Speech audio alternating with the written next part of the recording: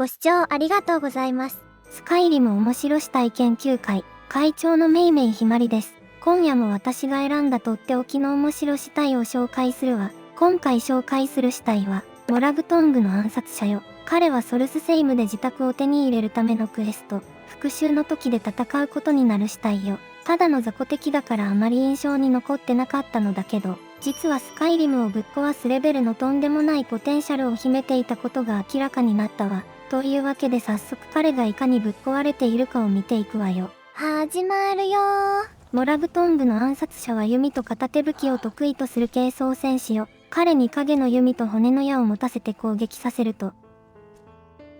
はい、188ダメージになるわ。微妙に思えるかもしれないけどこれは十分高い値よ。試しにデュラックに同じ装備で攻撃させると、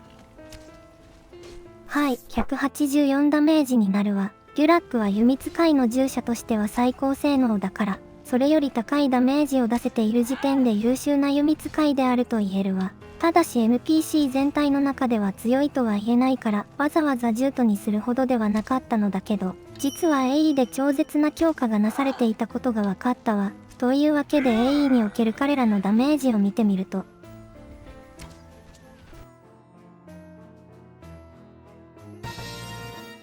546とかいうとんでもないダメージになったわ。参考までにカースターグのパワーアタックのダメージを見てみると、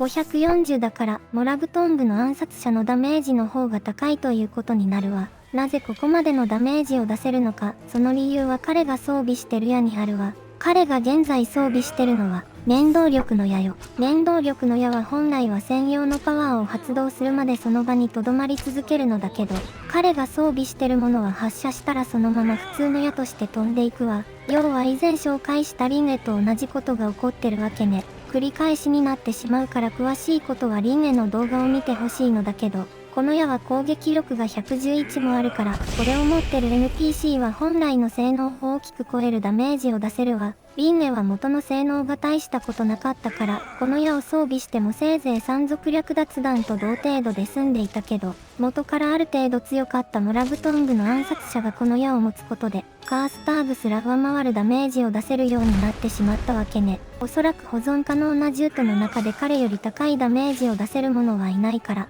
AE 限定ではあるけど、モラグトングの暗殺者こそが最強の弓術獣人と言えるわ。説明しよう。次はステータスを見ていくわよ。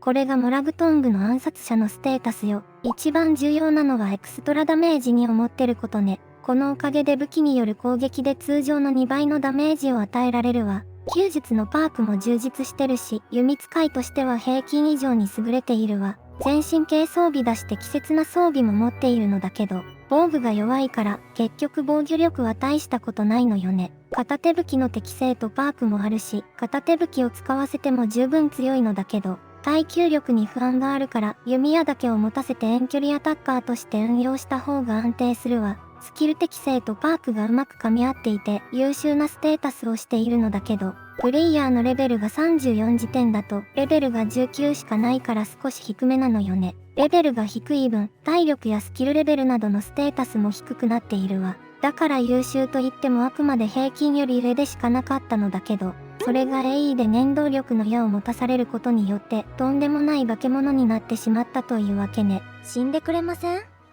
それじゃあ入手方法を説明するわ。モラグトングの暗殺者はレイブンロックでベレス隊長に話しかけられることで始まるクエスト。復讐の時を進めれば出現する死体よ。このクエストを始めるには条件が2つあって、1つはレイブンロック南のアティウス農場に近づくと発生するクエスト。死者の行進をクリアすること。もう1つはレイブンロック鉱山でクレシウスに話しかけると始まるクエスト。最後の子孫をクリアすることよ。この2つをクリアすれば復讐の時が始められるから、このクエストを進めると、アッシュファロー要塞にモラグトングの暗殺者が出現するわ。要塞内にはモラグトングの暗殺者が何体もいるのだけど、1つ目の柵の奥で座っている個体と、ボス部屋に出現する2体の計3体が念動力の矢を持っている可能性があるわ。彼らの装備が決まるのはアッシュファロー要塞に入った瞬間だから、入る前にセーブして、もし念動力の矢を持ってなかったらリセットしてやり直せば、そのうち念動力の矢を持ったモラグトングの暗殺者が出現するわ。ただし念動力の矢はアルケイナイムにある念動力の矢の調査メモを読まないと出現しないから、あらかじめこれを読んでおかないとダメよ。彼らのレベルはプレイヤーのレベルが29から37の間なら19になるけど、レベル38以上だと25まで上がるわ。レベル34を超えると蘇生不可能な死体が増えるからあまりおすすめはしないけど、どうしても最強のモラグトングの暗殺者が欲しい場合は、レベル38になってからアシュファロー要塞に入るといいわ。当然だけど念動力の矢を持った彼らは尋常じゃない強さだから、倒すなら何らかの対策は必須になるわ。幸い柵で分断可能な地形をしているから、柵の向こうから攻撃できる手段を用意すれば比較的安全に倒せるわ。彼らの死体は時間経過で消えてしまうから、保存するには宝の地図などの保存アイテムを持たせる必要があるわ。ちなみに何度かリセットすれば3体全員に念動力の矢を持たせることもできるから、念動力の矢を持ったモラグトングの暗殺者3体のパーティーを作りたい人はぜひ挑戦してみてね。ご視聴ありがとうございました。というわけで今回はモラグトングの暗殺者について紹介したわ。AE 限定だけど、ダメージの高さだけなら間違いなく最強の銃とよ。あまりにも強すぎてゲームバランスは崩壊してしまうのだけど、たまにはこういう死体を連れ歩いて無双するのも楽しいと思うわ。それじゃあ今回の動画はここまでよ。よかったらいいね、高評価してもらえると励みになるわ。またね。